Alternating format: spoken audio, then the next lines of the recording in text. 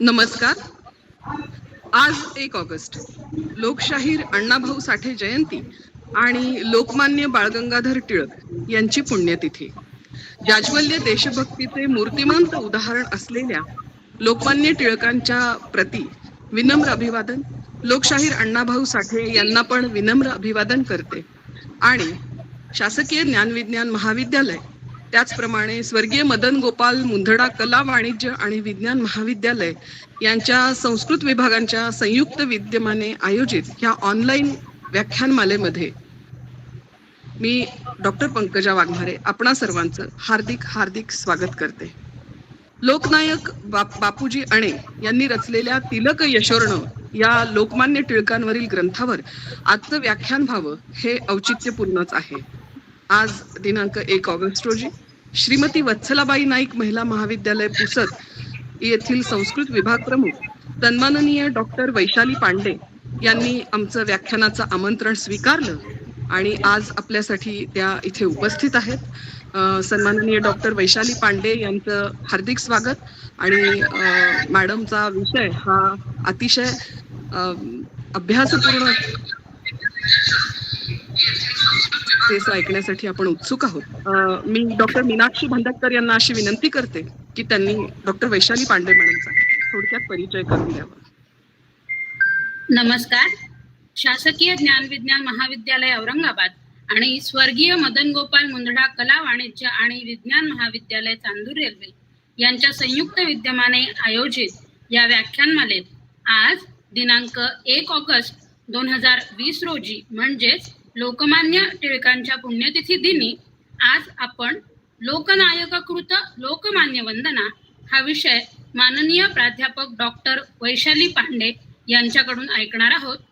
वैशाली पांडे या श्रीमती वत्सलाबाई नाईक महिला महाविद्यालय येथे संस्कृत विभाग प्रमुख म्हणून कार्यरत आहेत. त्या 1990 ते 91 पासून या विभागात कार्यरत आहेत. लोकनायक बापूजी अणे यांच्या समग्र साहित्याचे विमर्शात्मक अध्ययन हा त्यांच्या PhDचा विषय आहे आणि कविकुलगुरू कालिदास संस्कृत विद्यापीठामध्ये त्यांनी त्यांची PhD डॉक्टर पंकज चांदे यांच्या मार्गदर्शनाखाली पूर्ण केली आहे आणि या विषयासाठी त्यांनी खूप मेहनत घेतली आहे. त्यामुळे आज लोकमान्यांच्या पुण्यतिथी दिनी आपल्याला बापूजी अणे या लोकनायकाची गाथा आणि कथा आपल्याला वैशाली पांडे महोदयांच्या सुमुखातून ऐकायला मिळणार आहे. तर मी माननीय प्राध्यापिका डॉक्टर वैशाली पांडे यांना अशी नम्र विनंती करते की त्यांनी आपल्या व्याख्यानाला सुरुवात करावी.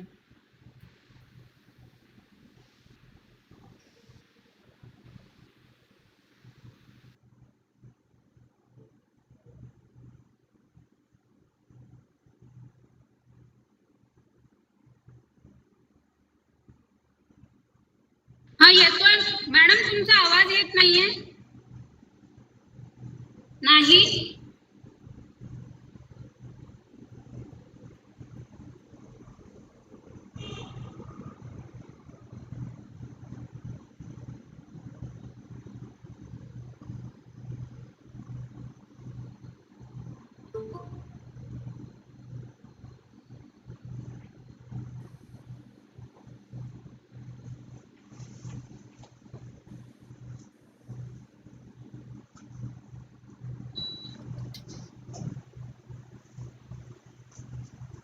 पांडे मॅडम आता येतोय?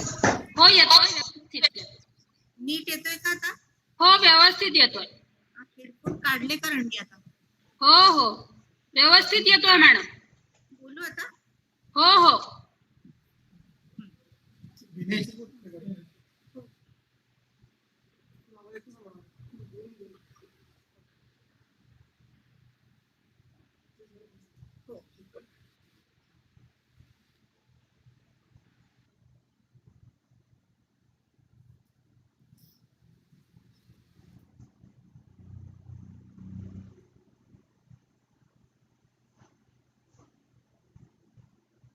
या देवी सर्वभूतेषु शान्तिरूपेण संस्थिता नमस्तस्यै नमस्तस्यै नमस्तस्यै नमो नमः.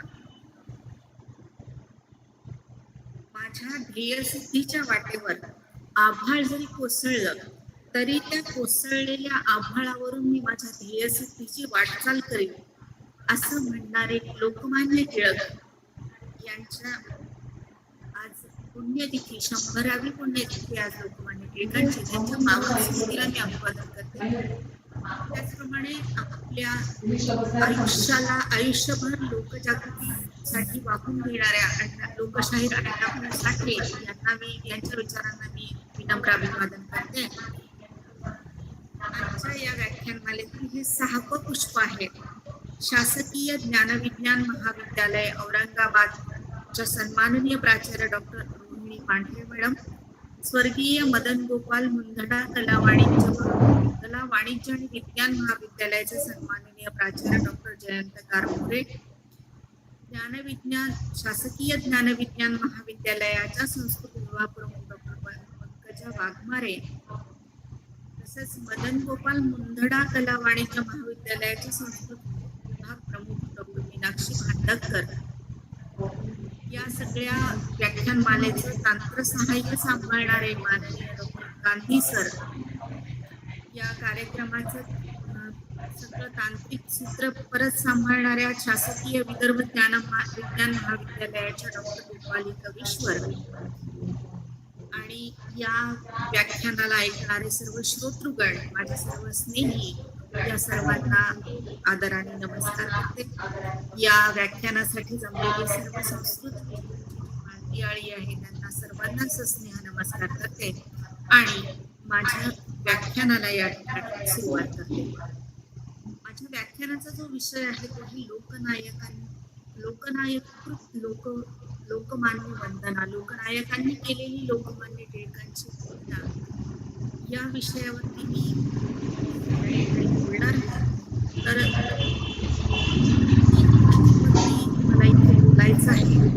एक म्हणजे लोकनायक बापूजी अणे, लोकनायक बापूजी अण्यांचं कार्य. लोकनायक बापूजी अणे यांनी संस्कृताच्या क्षेत्रामध्ये केलेलं कार्य, राजकीय क्षेत्रात केलेलं कार्य आणि लोकमान्य टिळकांचं केलेलं त्यांनी वर्णन, लोकमान्य टिळकांबद्दल त्यांच्या मनात असलेली भक्ती, या सगळ्यांचा आढावा घेण्याचा मी या ठिकाणी प्रयत्न करते आहे. आता लोकनायक माधव श्रीहरी आणे उर्फ बापूजी आणे हे नाव महाराष्ट्राला सुपरिचित आहे, पण त्यातल्या त्यात आम्हा विदर्भवासियांना त्याचा विशेष अभिमान आहे.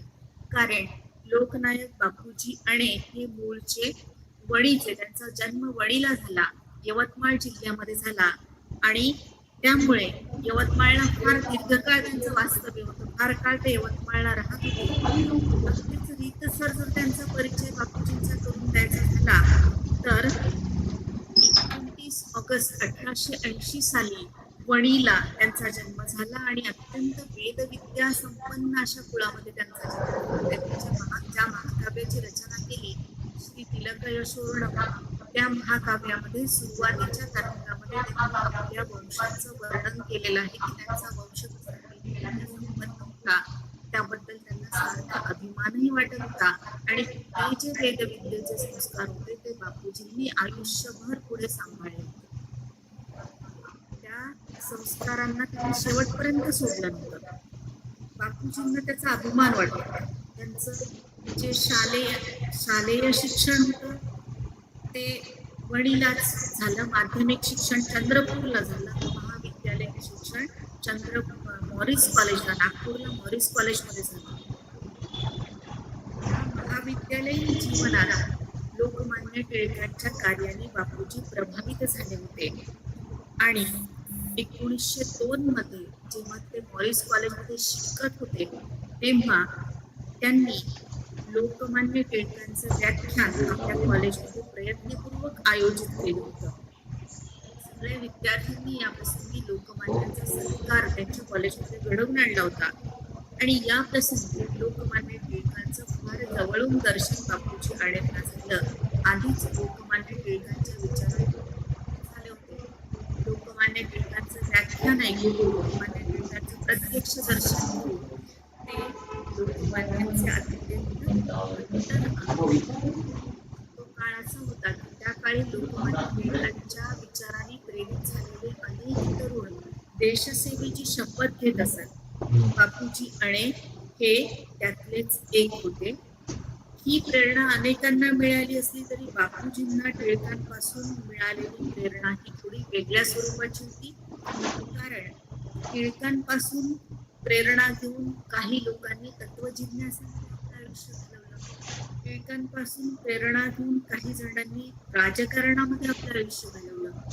पण बापूजींचं वैशिष्ट्य होतं की लोकमान्य टिळकांप्रमाणेच त्यांनी तत्वजिज्ञासेबरोबरच राजकारणामध्ये सुद्धा या दोन्हींचा समन्वय त्यांनी आपल्या आयुष्यामध्ये साधला आणि दोन्ही बाबतीत ते टिळकांचे अनुयायी बनले. या दोन्ही गोष्टींचा समन्वय त्यांच्या ठिकाणी आपल्याला दिसून येतो. तर बापूजींनी जी राजकीय कार्य केली, त्यांच्या राजकीय कार्याकडे जर आपण दृष्टिक्षेप टाकला तर ती सगळी राजकीय कार्य जी आहेत ती अर्थातच टिळकांचे अनुयायी म्हणूनच त्यांनी केलेली ही सगळी कार्य आहेत. जसं लोकमान्य टिळक केसरी वृत्तपत्रातून जनजागृतीचं कार्य करायचे, तसं बापूजी पृथ्वीगीर हरिगिरांनी लिहिलेल्या हरिकिशोर नावाच्या वृत्तपत्रातून लेखन करत असतात. वकील म्हणून बऱ्यापैकी त्यांचा जम बसलेला होता. यवतमाळला त्यांची वकिली प्रसिद्ध वकील म्हणून ते नावलौकिकाला प्राप्त झाले होते. पण हरिकिशोर पत्रातल्या लेखनावरती खटला भरला गेला, आक्षेप आला त्याच्यावरती आणि त्यांची वकिलीची रद्द झाली. पण त्यांनी त्याची पर्वा केली नाही आणि मग त्यांनी पूर्ण काळ राजकीय कार्यासाठी स्वतःला वाहून घेतलं. काँग्रेस वर्किंग कमिटीचे सदस्य होते, मध्यवर्ती विधिमंडळाचे सदस्य होते, अखिल भारतीय काँग्रेसचे अध्यक्ष होते. काही काळ ते सिलोनमध्ये भारताचे प्रतिनिधी पण होते. बापूजी आण्यांचं नाव होतं आणि बिहारचे राज्यपाल म्हणून सुद्धा त्यांनी कार्य केलं. लोकसभेमध्ये खासदारही होते. टिळकांच्या होम रूल चळवळीमध्ये त्यांचा खूप मोठा सहभाग होता आणि एक काळ असा होता की यवतमाळ जिल्ह्यामध्ये होम रूल चळवळीचे सर्वात अधिक सभासद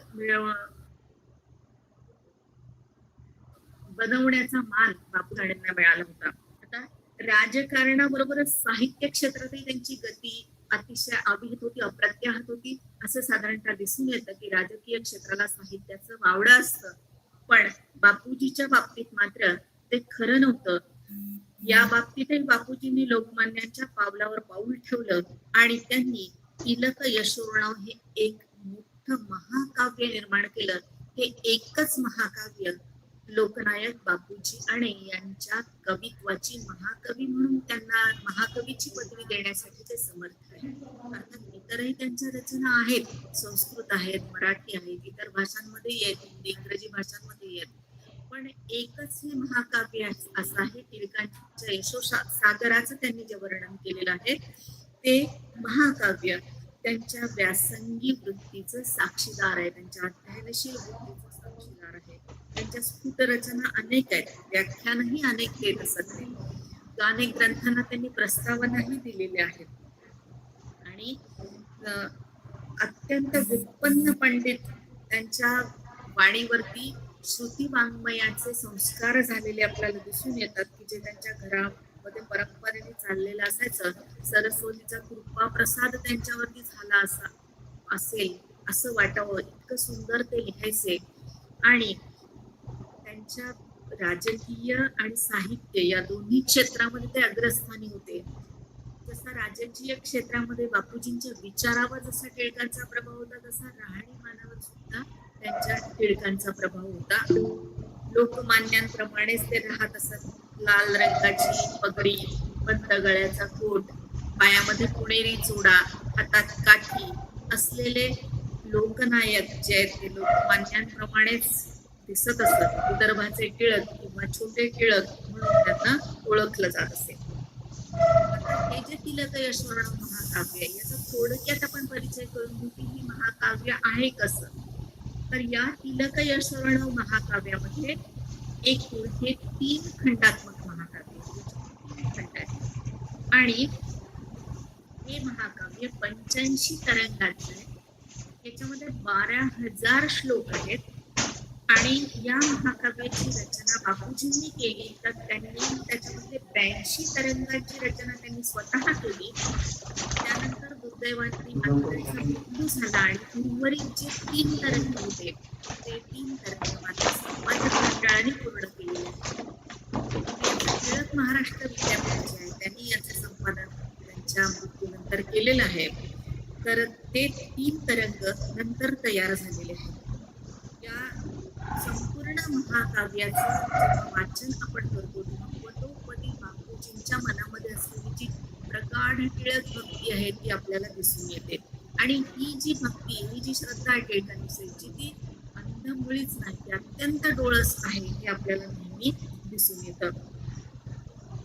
टिळकांवरच्या असलेल्या नितांत श्रद्धेमधून हा काव्यसागर निर्माण झालेला आहे. लोकमान्य प्रस्तावनेमध्ये त्याचं वर्णन असं केलं आहे. लोकमान्य चरितम लोकनायक वर्णितम अलौकिकायाम भाषायाम कोण भूयात अलौकिकम. म्हणजे अलौकिकत्व असं आहे की लोकमान्यांचं चरित्र आहे, लोकनायकांनी वर्णन केलेलं आहे आणि अलौकिक भाषेत आहे, त्याच्यामुळे त्याचं अलौकिकत्व काही विलक्षणच आहे. ज्ञानेश्वरीच्या बाबतीत असं जसं म्हणतात एकतरी ओवी अनुभवावी तसं तिलक यशोर्णवाचा एकतरी तरंग वाचावा. म्हणजे मग अर्वाचीन संस्कृत महाकाव्याच्या परंपरेमध्ये बापूजींचं स्थान किती हे आपल्याला लक्षात. अर्वाचीन संस्कृत निर्मितीची परंपरा अक्षुण्ण अखंडित ठेवण्याचं काम बापूजींनी केलंय. आणि या क्षेत्रामध्ये विदर्भाचं योगदान मोठे. ज्या पुसद आपण म्हणतो की वत्सलाबाई नाईक महिला महाविद्यालय पुसद परिचय करून दिला, तर पुसदला सुद्धा आबासाहेब पल्लेवार नावाचे संस्कृत कवी होते ज्यांनी फार मोठ्या प्रमाणावर संस्कृत काव्य रचना केली आहे. देशभक्त शंकरराव सरनाईक यांनी आपल्या प्रस्तावना महाभारताच्या वरच्या ज्या आहेत त्या संस्कृतमध्ये लिहिलेल्या आहेत. यवतमाळ जिल्ह्यातल्या दारव्याचे आबासाहेब विनोद डाऊ यांनी विनोदी काव्याची निर्मिती केलेली आहे. त्यांच्या काव्याचे नाव डाऊ यांच्या पण त्या काव्याची निर्मिती त्यांनीच केलेली आहे. आणि म्हणून संस्कृत रचनेच्या परंपरेला मधल्या काळामध्ये उलटी लागते की काय असं वाटत असताना त्याला टिकवण्याचं काम ज्या लोकांनी केलंय त्याच्यामध्ये विदर्भातल्याही अनेक लोकांचा फार मोठा वाटा आहे हे आवर्जून सांगावं असं वाटतं. संस्कृत भाषेवरची निष्ठा, लोकमान्य टिळकांच्या विषयीची अत्यंत आदराची भावना यांचा परिपाक म्हणजे हे तिलक यशोर्णव. तिलक यशोर्णवाच्या रचनेच्या बाबतीत मला आणखी एक गोष्ट सांगावीशी वाटते की हे जे तिलक यशोर्णव आहे याची रचना जेव्हा बापूजींनी केली तेव्हा याची रचना करताना बापूजी मणक्याच्या आजाराने आजारी होते. बिहारचे राज्यपाल होते ते, आणि त्यांना ते दुखणं सुरू झालं तेव्हा ते खूप राज्यपाल त्यांना वापस यावं लागलं होतं. अत्यंत आजारी होते ते. अशा स्थितीमध्ये होते की त्यांना त्यांची कड सुद्धा बदलवता येत नव्हती, एका कुशीवरून दुसऱ्या कुशीवर वळता सुद्धा येत नव्हतं.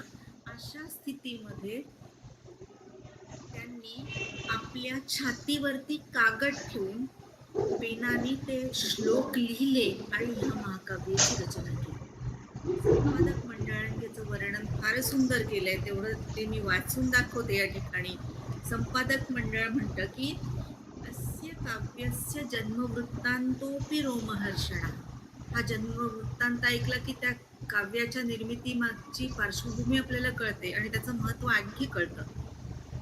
भीष्मस्य शरशय्या धर्मप्रवचनानि प्रासूत एतेषाम् आधुनिकानां भीष्माचार्याणां शरशय्या समाना रुग्णशय्या श्रीतिलकयशोर्णवम्. 450-19 वर्षे असाध्यप्राय रोगेण आक्रांता लोकनायका शय्या शरण आसन. उत्थानशायिना तेषां कुक्षिपरिवर्तनमपि अशक्यमासीत्.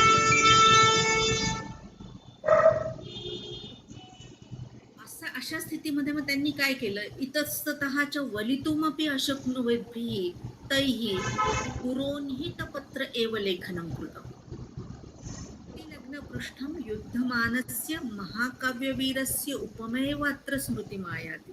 अशा स्थितीमध्ये हे लेखन झालेलं आहे आणि अशा स्थितीमध्ये लोकमान्यांनी हे जे महाकाव्य निर्माण केलेलं आहे याच्यावरती राम शेवाळकरांनी सुद्धा एक त्यांची प्रतिक्रिया अशी होती, ती पण मला तुम्हाला सांगावीशी वाटते, की शेवाळकर असं लिहितात की मृत्यूच्या सान्निध्यात राहून देहाच्या प्राणांतिक वेदना सहन करीत बापूजींनी हे दीर्घ महाकाव्य लिहिलं. शरीराचा पूर्ण असहकार असताना मृत्युंजय आत्मशक्तीच्या जोरावर त्यांनी आपलं गुरुपूजन श्रद्धापूर्वक केलं. अनावर अंतस्फूर्ती सरशी तरंगामागून तरंग उसळून टिळकांचे जीवनगीत गरजून आळवणारा हा काव्यसमुद्र आकाराला आला. विनाशाच्या वाकुल्यांनी भीतीने पलवलाला शोष पडतो, अर्णवाला त्याची तमान असते.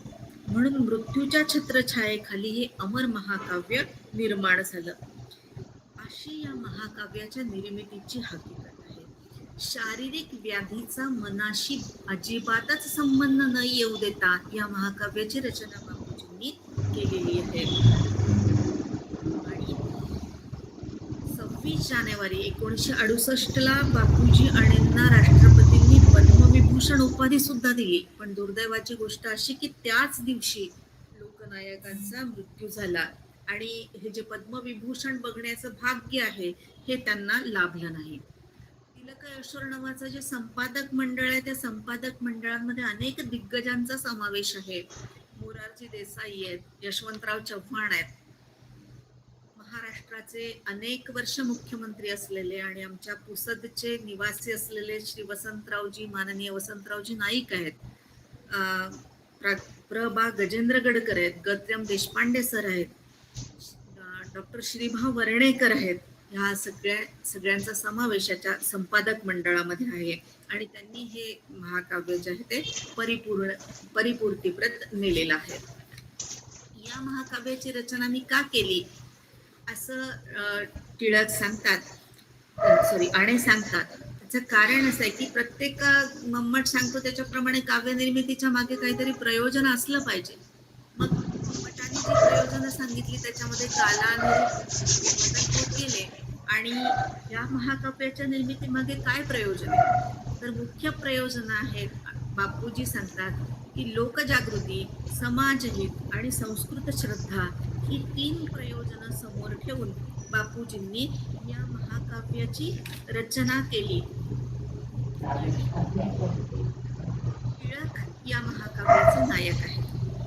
लोकमान्य टिळकांच्या राजकीय जीवनाचा अत्यंत विश्वसनीय असा आलेख रेखाटणं आणि लोकांसमोर ठेवणं हा बापूजींचा मुख्य उद्देश. या आलेखाला अत्यंत विश्वसनीय आलेख असं का म्हटलं आपण, कारण बापूजी अणे हे लोकमान्य टिळकांचे अनुयायी होते. त्यांच्या प्रत्येक कार्यामध्ये त्यांच्या सोबत होते. टिळकांचं कार्य त्यांनी प्रत्यक्ष पुढे नेलं, पाहिलं, अनुभवलं आणि म्हणून त्याचे ते साक्षीदार होते आणि म्हणून त्यांच्या इतकं ते कार्य, त्याचं आलेख रेखाटन अत्यंत चांगल्या पद्धतीने, विश्वसनीय पद्धतीने दुसरं कोणीच करू शकणार नाही. शिवाय ते असं म्हणतात, गातुं तत् तिलकस्य वीरचरितं कर्णामृतं पावनम् इच्छावीक्षितति प्रकंपित जलो मन्मानसांभो निधी. हे टिळकांचं वीरचरित्र रचावं असे तरंग माझ्या मनस्सागरामध्ये उठले आणि मला असं वाटलं की या वीरचरित्राचं गायन जरूर करावं, कारण वीरचरित्र ही नेहमी समाजाला प्रेरणा देणारी असतात, सामान्य माणसाला प्रेरित करणारी असतात. आणि त्याच हेतूने लोकमान्य टिळकांनी जो शिवाजी महाराजांचा उत्सव सुरू केला होता तो त्याच हेतूने सुरू केला होता. शिवाय हे टिळकांचं चरित्र आहे. हे टिळकांचं चरित्र कसं आहे त्याचं वर्णन ते करतात. तिलकचरितमेतद् बद्धराष्ट्रस्य मुक्तेय. प्रबल विमल मार्ग दर्शयत्येव नित्यम.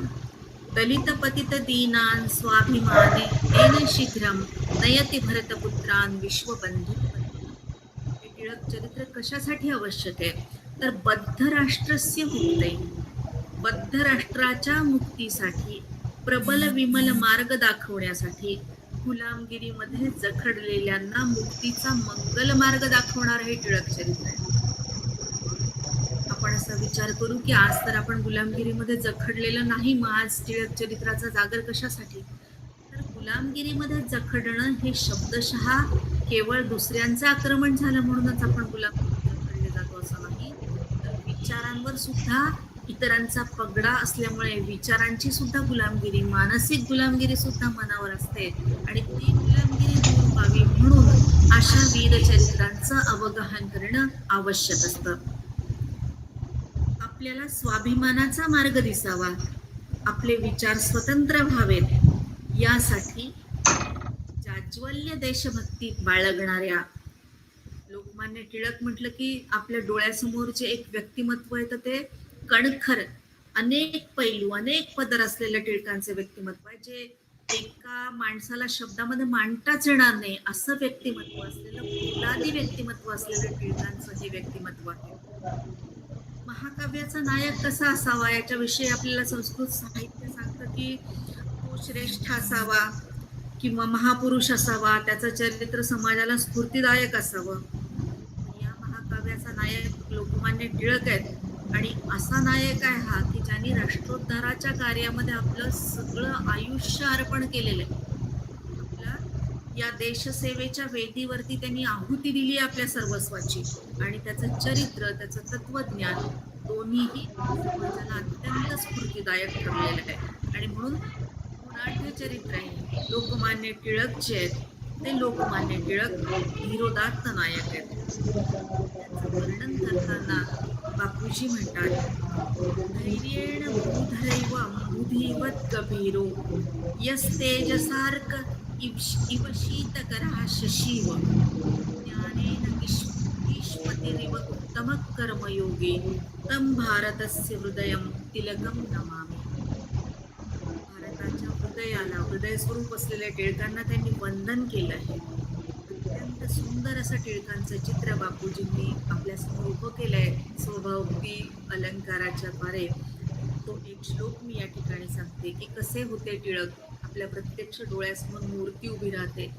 रक्तोष्णीशं शिरसि रुचिरं चंदनांकं च भाले हस्ते यष्टिं तुहिन धवलां अंगरक्षां शरीरे स्कंधाज्जानु परिविलसितं चोत्तरीयं दधानं बालं भव्यं तिलककुलजं लोकमान्यं नमामि. अशा लोकमान्यांना ते नमस्कार करतात. त्यांच्या वेशभूषेचं त्यांनी वर्णन केलं आहे आणि गंमत म्हणजे बापूजी सुद्धा अशीच वेशभूषा धारण करत होते. लोकमान्यांप्रमाणेच त्यांचे आचार विचार, इतकंच काय की लोकमान्य टिळकांप्रमाणे सुपारी खाण्याची सवय सुद्धा त्यांनी स्वतःला लावून घेतली होती. संस्कृत भाषेचा सुद्धा दोघांनाही अभिमान होता. दोघांमध्येही काही आश्चर्यकारक अशा समान गोष्टी होत्या आणि त्या गोष्टींचा अभिमानही बापूजींना वाटत होता. अनेक ठिकाणी बापूजींना वंदन, बापूजींनी टिळकांना वंदन केलेलं आहे. तर काही त्यांचे वंदनपर श्लोक आपण इथे पाहू की त्यांच्या मनामध्ये कशी भक्ती होती टिळकांच्या विषयी. चिरोल प्रकरणातल्या टिळकांना ते वाग्युद्ध सेनापती म्हणतात, कारण टिळकांनी स्वतःचा बचाव जो आहे तो स्वतःच केला होता. त्यांना द्रोणाचार्याची उपमा बापूजी आणि देतात. ते असं म्हणतात, द्रोणाचार्य इवा भवत कलियुगे यशाप बाणव्रतः शत्रोर्निर्दलनं चकार सततं स्वाध्याय दक्षशुचिः गीताभ्यासरतो बिभर्त्यवरतं वाग्बाणतूणीरकं शस्त्रास्त्र व्यवहार कोविदमनो वंदेह गंगाधरीं. द्रोणाचार्याप्रमाणे असलेले टिळक, गीतामय असलेले टिळक, स्थितप्रज्ञ टिळक. गीता रहस्याचं वर्णन बापूजींनी अतिशय सुंदर केलंय. त्रिभुवन भयभांजी कृष्ण गीता रहस्यम मलिनमति जनानां शोधनं कल्मषस्य अविरत सुखधाम प्राप्तये साधनं यत् विलसतु जनचित्ते तैलकं कर्मशास्त्रम. तैलकम कर्मशास्त्रम असं गीता रहस्याचं वर्णन ते करतात. समाजाच्या कल्याणात स्वतःचं कल्याण मांडणारे हे दोघं महापुरुष होते. वेळ बोलून आणखी हो हो.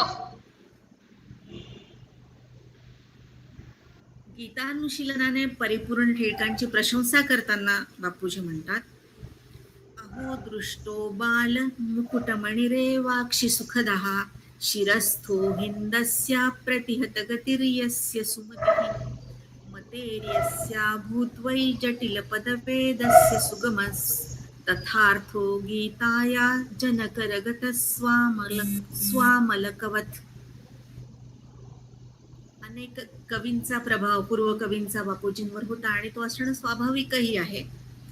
तसं कालिदासाचा प्रभाव होता. कालिदास जसं रघुवंशाच्या सुरुवातीला म्हणतो क्व सूर्य प्रभो वंशा क्व चाल्प विषयामती, तसं टिळक चरित्राचं वर्णन करताना बापूजी म्हणतात, गातुम तत्तिलकस्य वीरचरितं कर्णामृतं पावनम इच्छावीचितति प्रकम्पितजलो मन्मानसाम्भोनिधि प्रज्ञाल्पा विषयो महानिति भवेत् पंको गिरेर्लङ्घनं प्रांशु प्राप्य फलाभिलाष इव वा ह्रस्वस्य तद्दुष्करम्. अशी आपली नम्रता त्यांनी प्रगट केली आहे. मंडालेच्या तुरुंगामध्ये टिळक होते. त्यांची पत्नी आजारी होती. पत्नी आजारी असल्याच्या वार्ता येत होत्या. त्यांच्या पत्नीचा मृत्यूही झाला. देशहितार्थ सर्वस्वाचा त्याग करणाऱ्या ते टिळकांना बघून बापूजींना भवभूतीचा राम आठवतो आणि ते म्हणतात, स्नेहम दयाम आप्तजनान सुखम च तत्याज यो वै जनरंजनार्थम आयुर्व्यतीयाय च राष्ट्रकार्ये तम त्यागीराजम तिलकम नमामि. लोकाराधनेच्या यज्ञवेदीवरती आपल्या व्यक्तिगत सुखाची आहुती देणाऱ्या रामाची कर्तव्यनिष्ठा बापूजींना लोकमान्य टिळकांमध्ये दिसते. आणि बापूजी सुद्धा या बाबतीत त्यांनी ही दुःख भोगलं होतं. आणि तारुण्यामध्ये त्यांना त्यांच्या पत्नीचा विरह झाला होता. अत्यंत निरस आयुष्य झालं होतं, पण त्याची झळ त्यांनी इतरांना अजिबात लागू दिली नाही. एकदा दिल्लीला त्यांना कोणीतरी भेटायला गेलं होतं, तेव्हा त्यांचे डोळे पाण्याने भरून आलेले होते. आणि मग त्या भेटायला गेलेल्या माणसाने त्यांना विचारलं, तेव्हा त्यांनी सांगितलं की त्यांच्या पत्नीचा मृत्यूदिन होता त्या दिवशी. दिवसांनी यवतमाळला एक जुबिली लायब्ररी म्हणून आहे, वीणाताई हरदासच्या आहेत. त्यांनी ही आठवण सांगितलेली आहे त्या ठिकाणी की त्या लायब्ररीच्या विहिरीवरती बसवायला एक कोनशिला होती, तर त्याच्यावरती बापूजींनी आपल्या पत्नीच्या स्मृतिप्रित्यर्थ एक श्लोक दिला होता. तो असा होता, द्विज गुरुजन सेवा देव भक्तिर्जलेस्मिन अतिथिषु गृह्यातेषु आदरो भर्तृनिष्ठा विनय मधुरचर्या चात्मज प्रेमलत्वम विकसतु यमुनाया षड्दलम शीलपद्मम. असं तिचं वर्णन त्यांनी केलं होतं. मनाच्या कुठल्या तरी एका कोपऱ्यामध्ये तिची स्मृती त्यांनी अशी जागृत ठेवली होती. राजकारणाच्या सारीपाटामध्ये मग्न असतानाही दोघांनीही संस्कृत भाषेबद्दल आपली आस्था कायम ठेवली. अत्यंत अभिमान संस्कृत भाषेबद्दल दोघांच्याही मनामध्ये कायम होता. संस्कृतचा व्यासंग होता. स्वराष्ट्र संस्कृती स्वराष्ट्र याबद्दल ठाम निष्ठा होत्या. लोकमान्य आणि लोकनायक यांच्यामध्ये काही आश्चर्यकारक साम्य होते. दोघंही थोर देशभक्त होते. दोघंही स्वराज्य प्राप्तीसाठी आयुष्यभर झटले. दोघांनाही साहित्याची खूप उत्तम जाण होती. दोघांनी मौल्यवान ग्रंथांची निर्मिती केली. दोघांनाही राजकारणात उतरावं लागलं, पण आपद धर्म म्हणून उतरावं लागलं. स्वभाव धर्म नव्हता तो त्यांचा.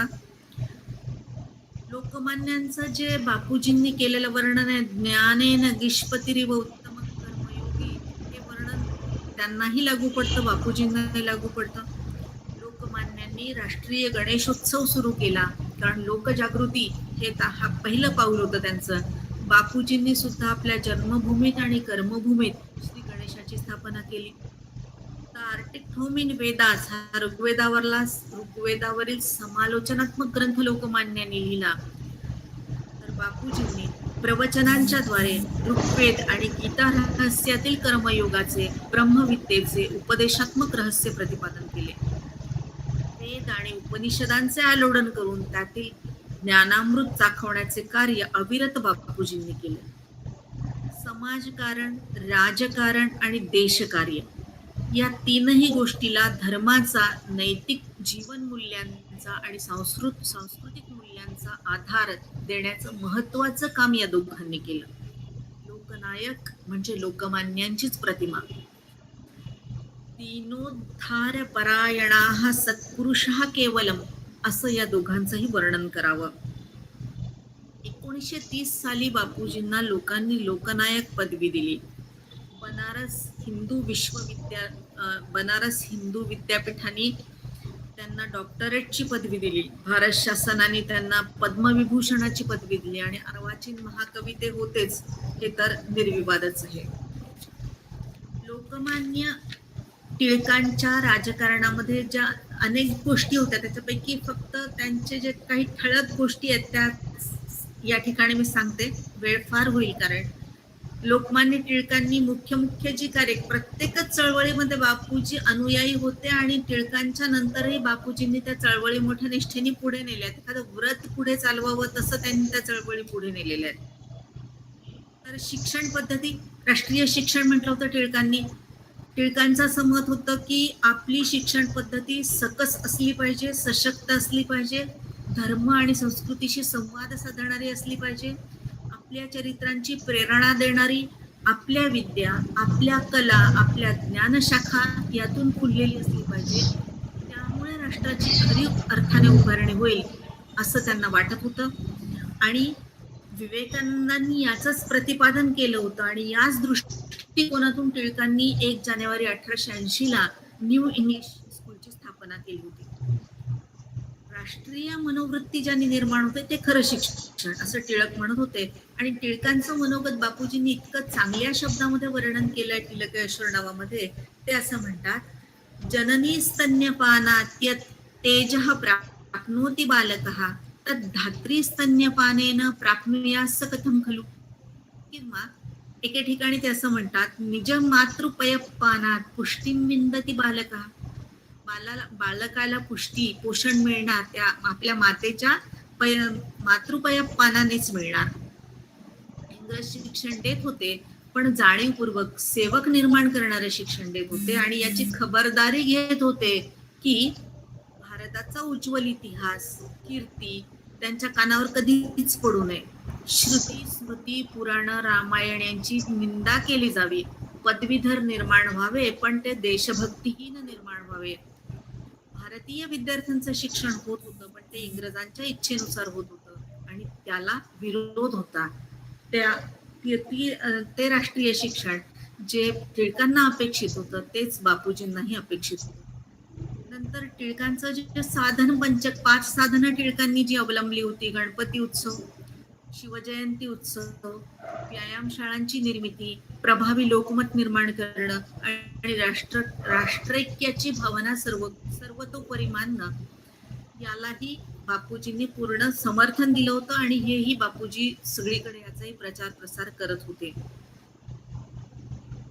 गणेशार्चा समारोहा, शिवजन्म दिनोत्सवः, तरुणोत्साह वृद्ध्यर्थम, क्रीडा गृह विनर्मितिः, लोकशक्ती समुत्पत्ती प्रतिकाराय चापदाम, राष्ट्रैक्य भावनोत्कर्ष इति साधन पंचकम. असं साधन पंचकाचं वर्णन त्यांनी केलेलं आहे. त्याच्यानंतर स्वदेशी आणि बहिष्काराच्या बाबतीत ते गमतीने म्हणतात की जसं शास्त्रामध्ये देवतांची 2 रूपं असतात, एक रूप भयंकर असतं आणि एक शांत असतं, तसं घोर रूप म्हणजे बहिष्कार आणि शांत रूप म्हणजे स्वदेशी व्रतपालन. कारण बहिष्काराने इंग्रज सरकारला थोडासा त्रास होणार होता आणि आपली शांतव्रत म्हणजे स्वदेशी पालन, तर त्यांनी शांतपणाने आपला विरोध जो आहे तो त्या ठिकाणी नोंदवला जाणार होता. लोकनायकांनी राष्ट्रगुरु तिलक प्रशस्ती पंचकाची सुद्धा रचना केली. त्याच्यामध्ये त्यांनी 5 श्लोकांमध्ये लोकमान्य टिळकांचं वर्णन केलेलं आहे. याशिवाय त्यांनी अनेक स्फुट काव्यांची सुद्धा रचना केलेली आहे, छोट्या छोट्या काव्यांची, ज्याच्यामध्ये मुख्यत्वाने सगळ्या संवत्सरांची वर्णन करणारी काव्य आहेत, अनेक शुभ कामना देणारी काव्य आहेत, ऋतूंचं वर्णन करणारी काव्य आहेत, अनेक छोटी छोटी अनेक काव्य आहेत. आणि लिखाण खूप आहे. संस्कृतमध्ये लिहिलेल्या काही प्रस्तावना आहेत, मराठीमध्ये अनेक ग्रंथांना त्यांनी प्रस्तावना दिलेल्या आहेत, हिंदी इंग्रजी भाषांमध्ये त्यांनी लेखन केलं, इंग्रजीमध्ये कविता सुद्धा त्यांनी लिहिलेल्या आहेत. असं अत्यंत विपुल प्रमाणामध्ये लेखन त्यांनी केलेलं आहे. बापूजी हे त्याला म्हणू आपण की अगदी विदर्भातले लोक जसे असावे तसे त्या स्वभावाचे, बोलण्या चालण्यामध्ये अगदी मनमोकळेपणे बोलणारे. जेव्हा या विषयावरती काम करण्याचं ठरलं तेव्हा अनेक लोकांच्या भेटी मी घेतल्या आणि त्या संदर्भामध्ये अनेक लोकांकडनं माहिती मला मिळत गेली. तर त्या संदर्भामध्ये जसं की वीणाताई हरदास आहेत, माननीय प्राचार्य राम शेवाळकर आहेत, किंवा माझे मार्गदर्शक चांदे सर आहेत, रस्तोगी मॅडम आहेत, आणि वणीचे माननीय माधव सर पटवार आहेत. या सगळ्यांशी बोलायला मिळालं. गौरव आपल्या विदर्भ महाविद्यालयाचे माजी प्राचार्य माननीय डॉक्टर पसी काणे सर आहेत. हे लोक किंवा माझे पूर्वीचे सर मला शिकवणारे माननीय डॉक्टर गोना देशपांडे सर आहेत. हे सगळे बापूजींच्या सहवासात राहिलेले लोक आहेत. तर या सगळ्यांकडनं जी माहिती मिळत गेली त्याच्यावरनं बापूजींचा स्वभाव अत्यंत दिलखुलास, गप्पा गोष्टींमध्ये ते अत्यंत रमत असत, आनंद होत असे, मित्रांचा सहवास त्यांना अतिशय आनंदी करत असे. अगदी ज्याला टिपिकल वैदर्भीय व्यक्तिमत्व म्हणावं असं बापूजींचं व्यक्तिमत्व होतं. आणि बापूजींच्या आजाराचं जे वर्णन केलं ते सुद्धा अनेक प्रत्यक्षदर्शींनी सांगितलं की अक्षरशः बापूजी झोपलेले असायचे आणि त्यांच्याजवळ एक घंटा ठेवलेली असायची, ती वाजवून त्यांना लोकांना बोलवावं लागायचं, पण ते सतत प्रसन्न असायचे आजारी असले तरी. आणि असं म्हणायचे की शारीरिक व्याधीचा मनाशी काय संबंध, म्हणून ते अतिशय प्रसन्न राहत असत. तर असं एक अत्यंत चैतन्य असलेलं हे व्यक्तिमत्व होतं. त्यांच्याच एका श्लोकाने या व्याख्यानाचा मी शेवट करते आणि थांबते. नेतृत्व गौरवं गायत तिलकस्य महात्मनः प्रथयत भुवि सर्वत्र संस्कृतस्यार्थ गौरवम् कवित्व गौरवं गाढं स्थापयत माधवस्य च महाकाव्यमिदं लोके भजतात गौरवं स्वयं. धन्यवाद. आपण मला या ठिकाणी या विषयावरती माझे विचार मांडण्यासाठी बोलवलं, याबद्दल मी सर्व आयोजकांचे पुन्हा एकदा आभार मानते. हे विचार मी कितपत ज्याला संतुलित स्वरूपात, कितपत या दोन्ही गोष्टींची मी सांगड घातली हे मलाही नीट कळत नाही आहे, पण हे मी मांडण्याचा या ठिकाणी प्रयत्न केला. गेल्या अनेक दिवसापासून ज्यांना आपण अगदी वाचस्पती म्हणू अशा अनेक विद्वान लोकांची व्याख्यानं या ठिकाणी झाली. अनेक लोकांनी संशोधनपर व्याख्यानं या ठिकाणी दिलेली आहेत. आणि माझं हे जे व्याख्यान आहे ते केवळ एक माहितीपर असलेलं व्याख्यान या ठिकाणी आहे.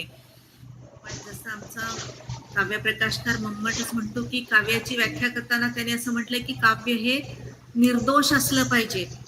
आणि मग त्या निर्दोष शब्दाचं विवेचन करताना तो असं म्हणतो की म्हणजे मग पूर्णपणे निर्दोष कुठलीच गोष्ट असणं शक्य नाही.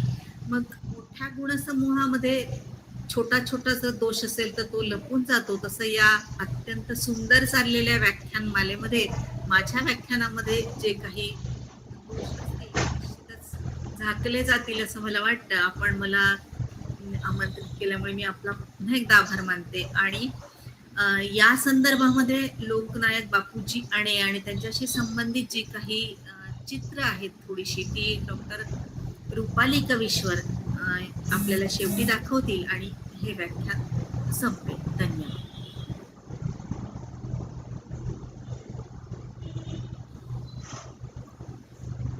हॅलो. हा मॅडम, मी दाखवते चित्र.